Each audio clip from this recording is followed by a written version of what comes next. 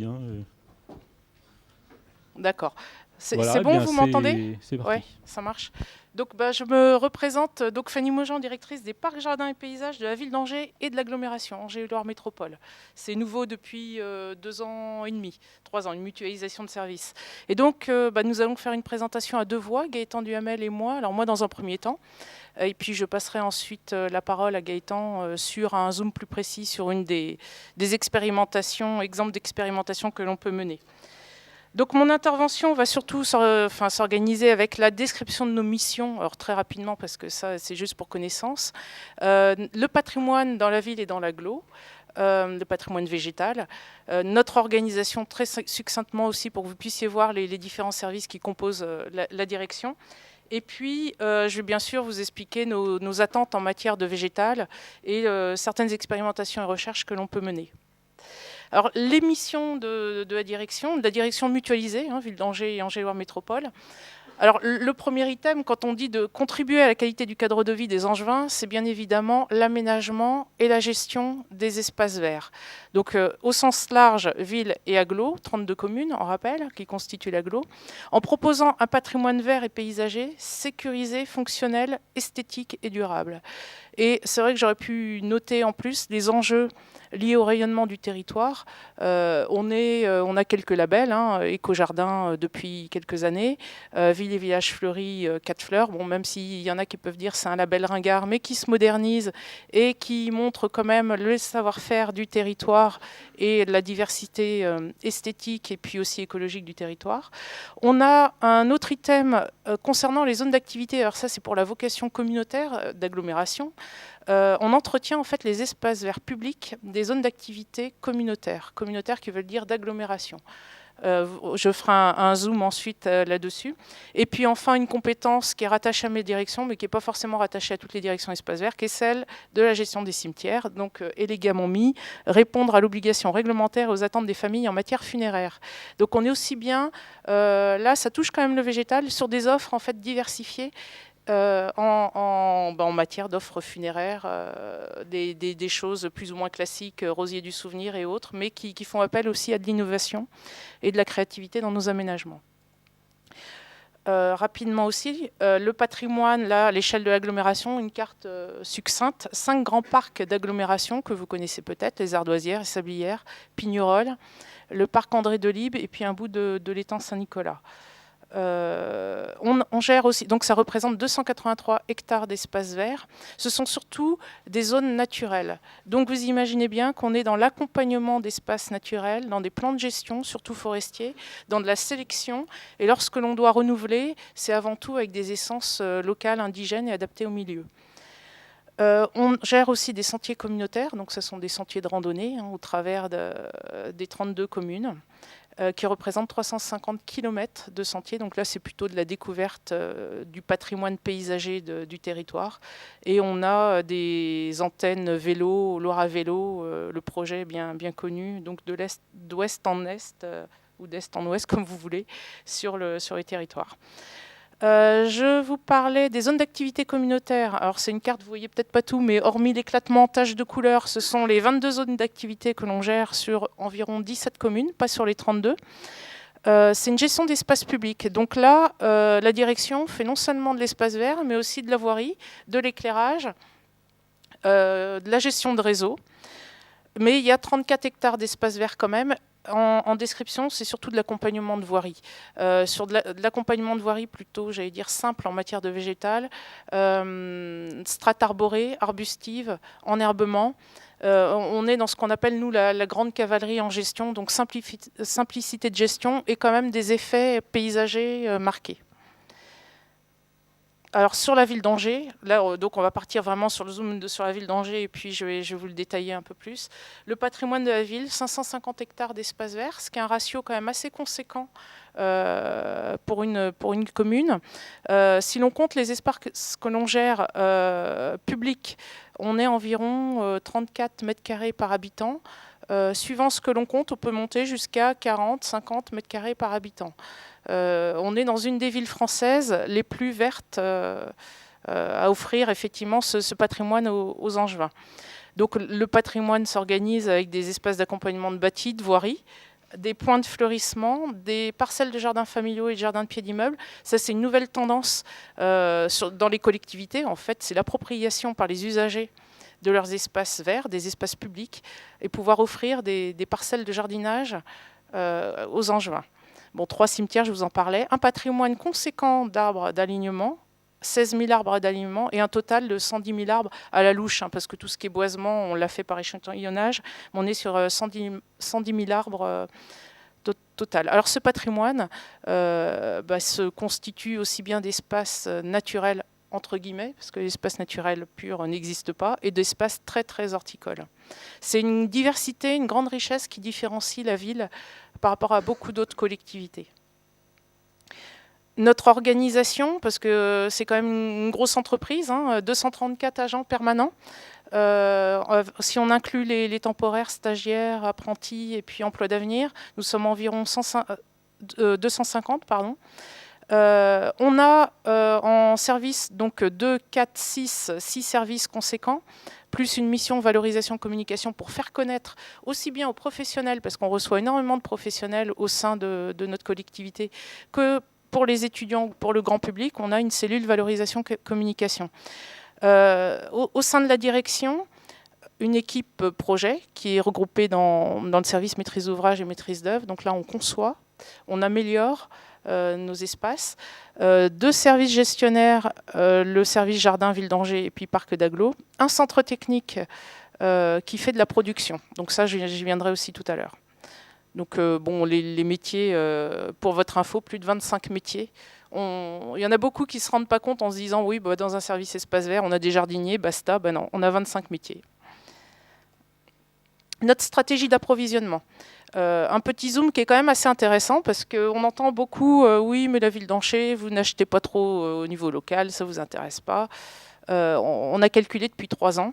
En fait, on achète en Maine-et-Loire pour 70% de nos achats végétaux, arbres, arbustes. Alors c'est tout global, graines, boutures, bulbes, fleurs coupées, fournitures. Ça, c'était une étude faite par le lien horticole, des chiffres communiqués en 2012. J'ai refait le bilan 2013. On est aussi aux alentours de 70% en local.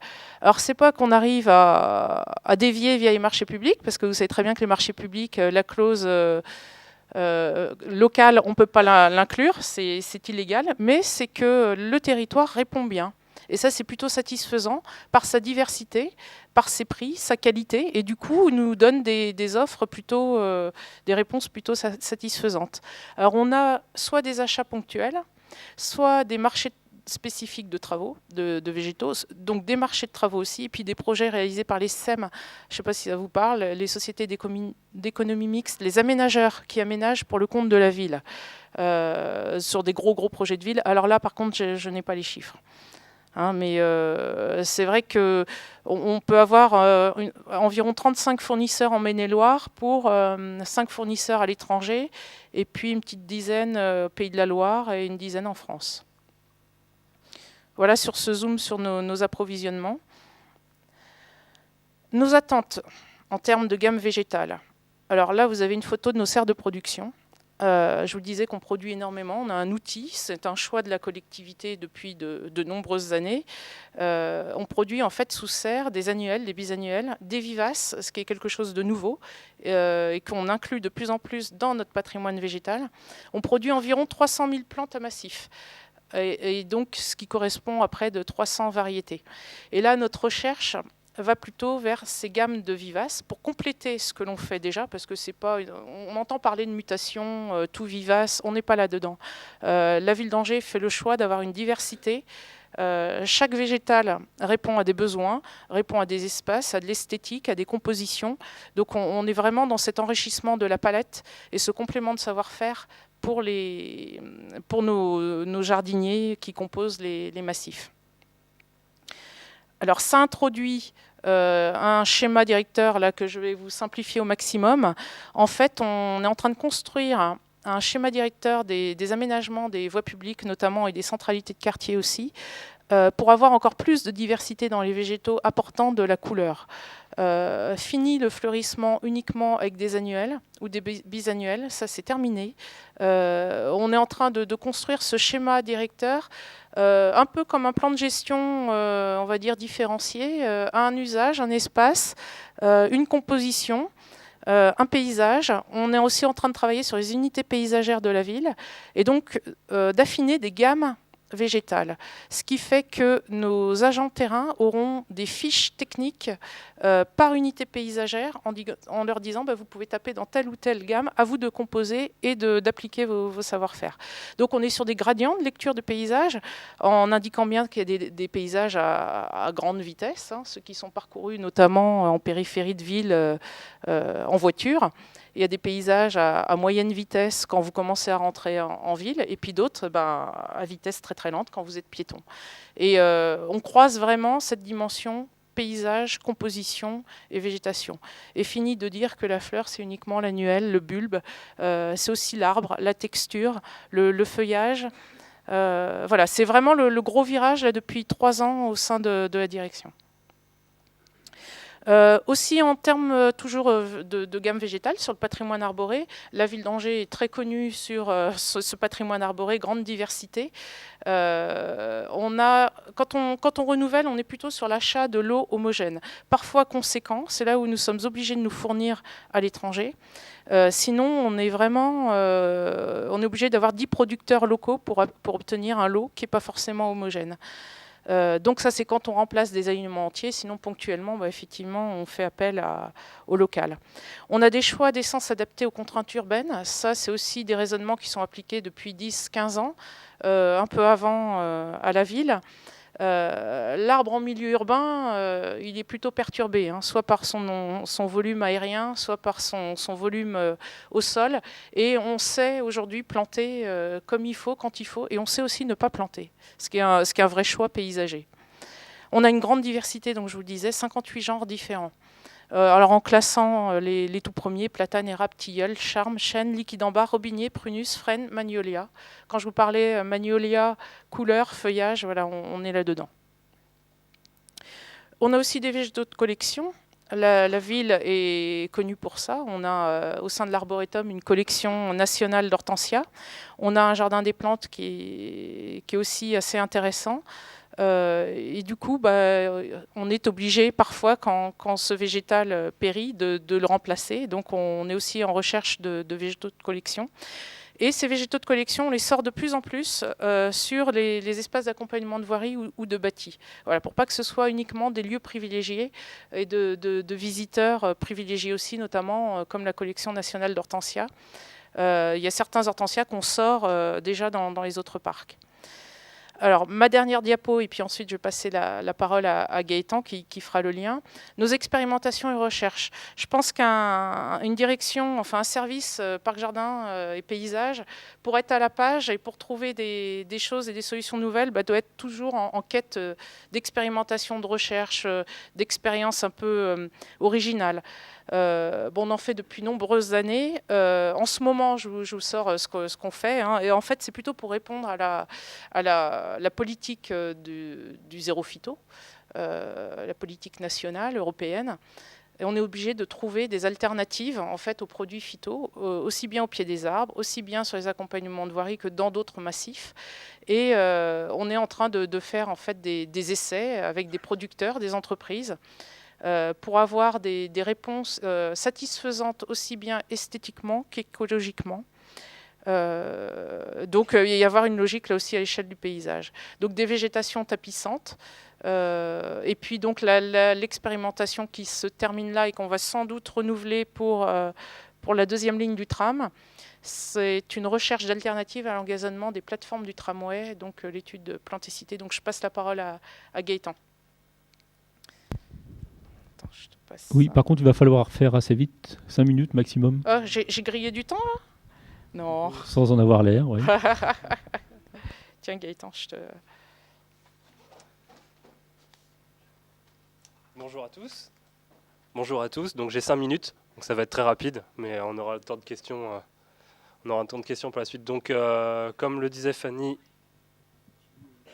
Maujean juste à l'instant, On a travaillé, l'association dans laquelle je travaille, qui est Plantes et Cités, a travaillé à un essai de diversification en termes de végétalisation des tramways avec la ville d'Angers, également avec la ville de Bordeaux. C'est un ensemble d'études qui a été conduit par notre association, comporte notamment un état des lieux des autres expériences de végétalisation de tramway, que ce soit à Marseille, Nantes, c'est des ressources qui sont disponibles sur notre site internet. Donc, Madame Maujean parlait juste avant que la ville d'Angers cherchait à diversifier, à expérimenter pour réduire notamment l'utilisation de produits phytosanitaires. Un des objectifs de cette expérimentation sur les tramways était également de diminuer des intrants, notamment les intrants en eau, l'arrosage sur la partie tramway. Diminuer aussi le temps d'intervention, les tontes sur ces nouveaux espaces végétalisés que sont les rails de tramway. Et également travailler sur une diversification ornementale, essayer d'avoir un peu plus de diversité que les gazons généralement utilisés. Donc voilà, essayer d'expérimenter, trouver s'il y avait des solutions pertinentes qui pouvaient être mises en place à l'échelle de la ville d'Angers et de Bordeaux qui ont accueilli ces expérimentations. Donc c'est une étude, la durée de cette expérimentation était de 2 ans et demi, donc a commencé à l'automne 2010 et continue jusqu'au printemps 2013 pour certaines des unités. Donc différents partenaires qui sont précisés ici, voilà, que ce soit les stations d'expérimentation de la Rexor, Pays de la Loire, et également des pépinières ou la société telles que les pépinières Renault ou la Société française des gazons, DLF France pour la partie qui concerne les graminées. Donc l'expérimentation concernait différentes suivis et notations étaient mises en place sur des unités qui étaient placées, des parcelles expérimentales qui étaient placées sur les rails de tramway. Donc vous pouvez voir ici, je les passe très brièvement pour arriver davantage aux résultats, mais à la fois la phénologie ont été suivies, et la sensibilité aux ravageurs, aux maladies et surtout le flétrissement, voilà, en termes de seuil limite d'irrigation, parce que un des objectifs que je vous ai précisé auparavant, c'est de pouvoir arriver à diminuer les quantités d'intrants en eau. Donc sur la première saison, on a vraiment, ce qui a été mis en place, c'est un déclenchement à 75 centibars. Et on essaie de pousser davantage sur les deuxièmes saisons pour voir si les mélanges utilisés étaient vraiment très résistants au stress hydrique. Donc évidemment, dans le cadre d'expérimentation, on avait un témoin. Le témoin, en l'occurrence, c'était la configuration qui a été retenue, donc configuration initiale avec des mélanges typiques et avec une irrigation telle qu'elle était prévue sur les tronçons qui ont été mis en place sur la ville d'Angers. Juste pour revenir sur les aspects de modalités, donc 9 modalités ont été mises en place sur la ville d'Angers, donc 3 modalités pour les gazons. Et 4 modalités pour les gazons, dont un témoin, et 5 modalités pour les vivaces, qui étaient des expérimentations, puisque le fleurissement par vivace sur les tronçons du tramway n'était pas prévu, on était vraiment sur du fleurissement par gazon, par graminée. Donc parmi les 5 vivaces, j'y reviendrai plus tard, sur les 5 espèces, et les 4 espèces, dont un mélange.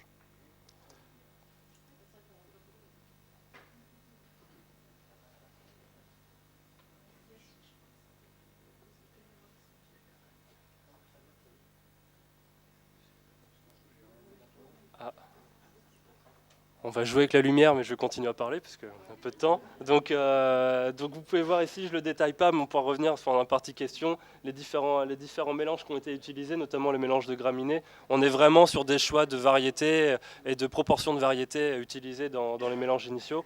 Un mélange spécifique comportait du micro-trèfle qui nous avait été conseillé dans les cadres des groupes de travail de mise en place de ces expérimentations.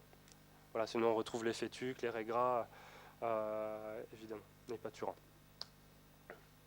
Sur voilà les résultats, voilà sur les parties tontes, voilà sur les aspects des interventions qui ont été évaluées.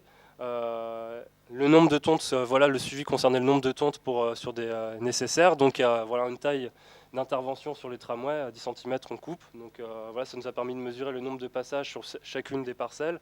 Et on voit bien que sur les résultats qui sont sur la droite du graphique, que les vivaces permettent notamment les couvre-sols permettent d'arriver à diminuer le nombre d'interventions en tonte. Sur la partie également irrigation, il y a une vraie différence. C'est vrai qu'on est sur une consommation d'eau en termes d'irrigation sur ces tronçons qui est très importante, qui peut aller jusqu'à 1400 litres par mètre carré, de juillet à mi-novembre, sur cette période où on irrigue vraiment les gazons. Et le but était d'arriver sur les parcelles qui a été mis en place dans l'expérimentation à 77 litres par mètre carré, donc 7 arrosages dans la saison vraiment chaude. Donc voici quelques, si vous voyez un petit peu mieux, voici quelques résultats sur la partie gazon, graminé.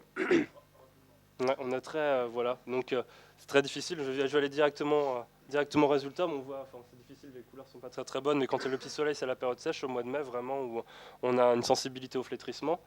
Donc voilà, donc sur le témoin, donc on trouve voilà, un bon recouvrement, même si quand on le compare à d'autres mélanges qui ont été testés en expérimentation, il est nettement moindre, notamment le taux de résilience après le stress hydrique du mois de mai. On voit qu'il y a un bon retour de recouvrement sur ces aspects-là.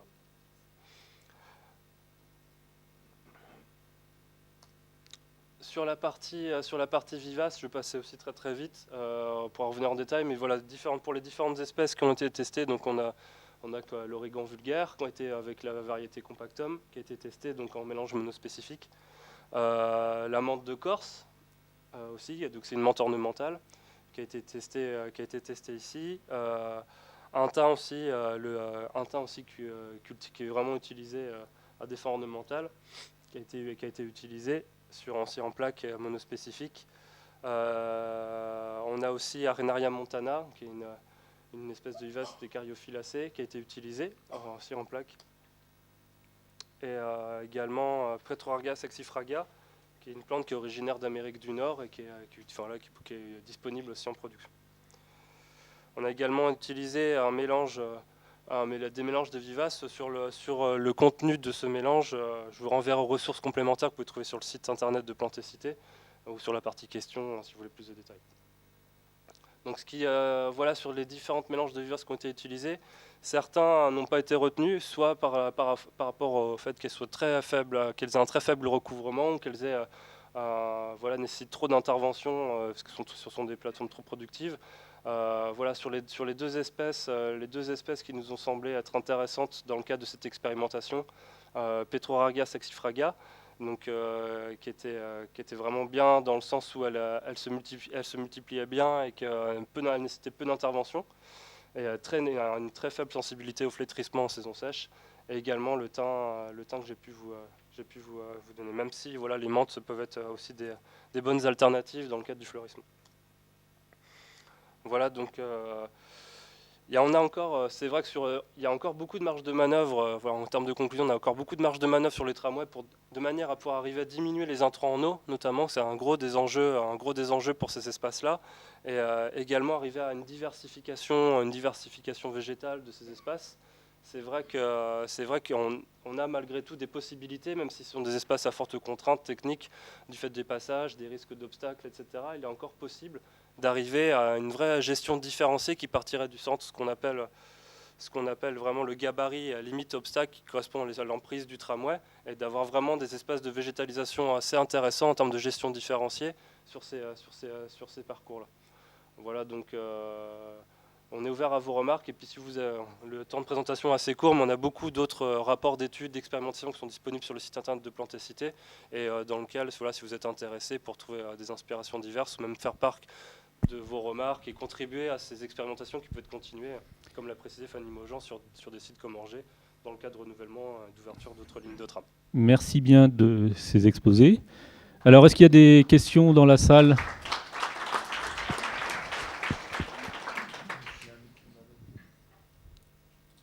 Oui, une question. Qui c'est qui a le micro ?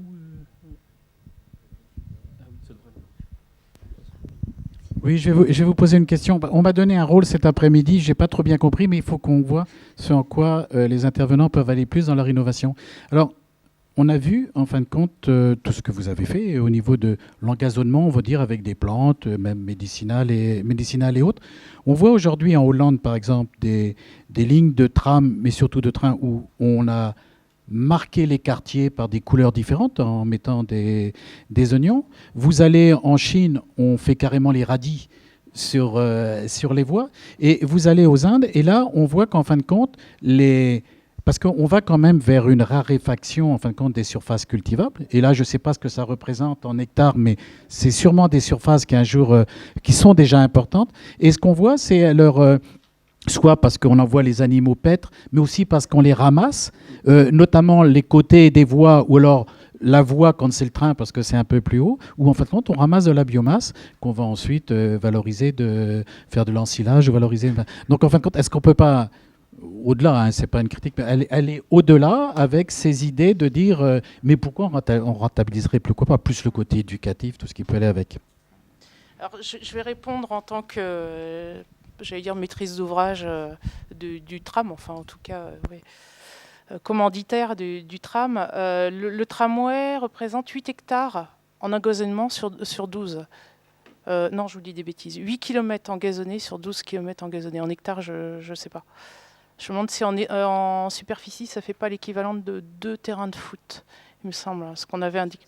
Ouais, je crois, à recalculer. Mais en tout cas, on est sur 12 km de tram, 8 engazonnés.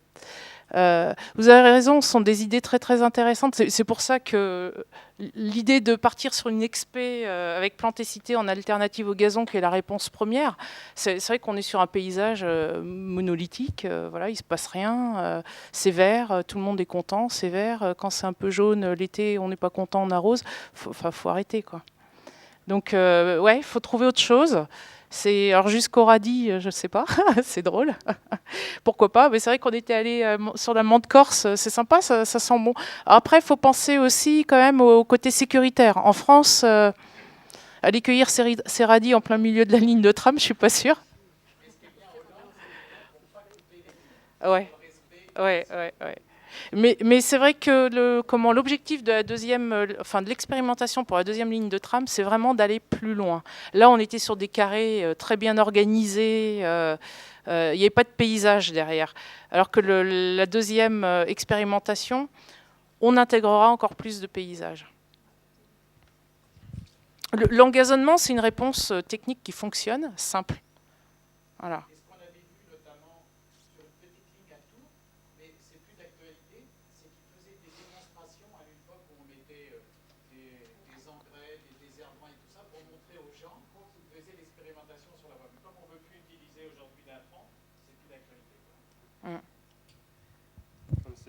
Ouais, vas-y.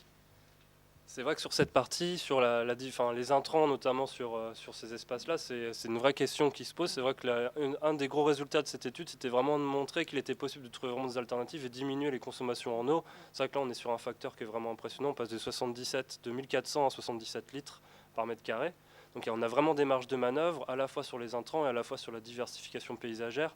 On a vraiment pris, comme le disait Fanny Maujean, on a vraiment fait des petites parcelles qui étaient sur les rails. Et si on travaille sur une vraie gestion différenciée qui prendrait en place les accotements, je pense que c'est une vraie réalité de la mobilité douce dans les villes. Maintenant, on peut avoir sur ces espaces-là des vrais trams, des trams qui sont végétalisés. On peut vraiment travailler sur des expérimentations d'un ordre nouveau.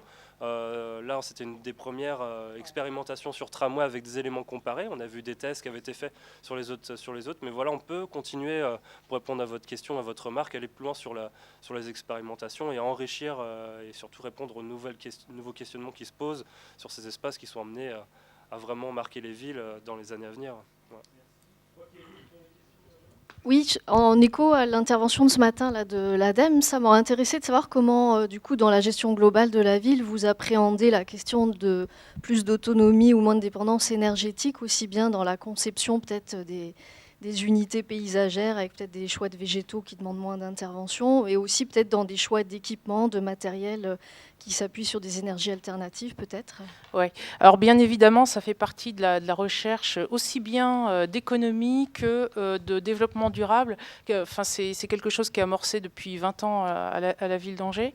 La gestion différenciée est une réponse à cette question, c'est-à-dire un espace, un usage et un type d'entretien, un paysage. Mais on va encore plus loin en intégrant la biodiversité, la diminution des produits phytosanitaires. L'intégration des vivaces dont je vous parlais, c'est une des réponses possibles à la diminution des produits phytosanitaires, tout en intégrant la dimension paysagère. Ça fait partie de cette dimension écologique et puis d'enjeux d'économie aussi de main-d'œuvre. Parce qu'il y a des chiffres. C'est un gros virage pour nos professions depuis 8 ans. cette diminution nécessaire des produits phytosanitaires. Si vous mettiez un coef de 1 aux produits phyto, en temps de main-d'œuvre, vous êtes obligé de passer pour de l'alternative mécanique ou thermique à x6, et du manuel, vous êtes x12. Donc, moi j'avais fait un calcul, 550 hectares, alors c'est à la louche parce que bien évidemment j'ai des espaces naturels, mais en gros, s'il avait fallu que je maintienne les paysages en l'état, il aurait fallu que je recrute 20 agents supplémentaires. Autant vous dire que les collectivités, enfin la collectivité ne pouvait pas s'en sortir. Et donc ce virage-là, en fait, de biodiversité et puis de diminution des intrants, on est à plus de 80% d'espaces verts aujourd'hui en zéro phyto, 100% dans les cimetières. C'est un grand virage professionnel, tout en, si vous vous promenez à Angers, je ne pense pas que le paysage en pâtisse. Donc ça fait partie, là aussi, de nos recherches d'aménagement. On transforme, la réponse, c'est la transformation des paysages avec du végétal. L'espace nu, c'est celui qui va nous demander le plus de boulot de désherbage. Alors pourquoi désherber ? Autant végétaliser autrement. Les alternatives pour répondre aussi à l'écologie en matière d'engins, matériels, de plus en plus de l'électrique. L'électrique aussi s'améliore dans sa puissance, dans son autonomie. Enfin voilà, tout ça. Et puis, je reviens aussi sur la gestion différenciée. Il y a des espaces qu'on entretenait d'une certaine façon. Eh ben, on se repose la question de son entretien, mais aussi de son esthétique toujours, et de ses usages. Ce n'est pas qu'une question d'économie et de niveau d'entretien, c'est l'usage et le paysage. Est-ce qu'il y a une autre question dans la salle ? Une dernière ? Alors, monsieur.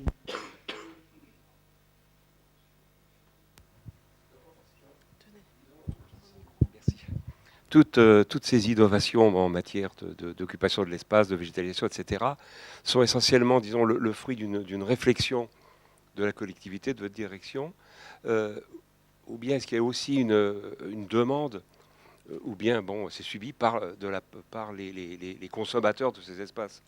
C'est-à-dire, par exemple, le consommateur qui doit être citoyen lambda. On a entendu dire dans certains cas que, par exemple, dans le cas du zéro phyto, moins de désherbage, il y avait un peu plus de mauvaises herbes. Bref, parfois ça a été mal perçu ou des modifications de paysage peuvent être parfois mal perçues par les habitants. Ouais.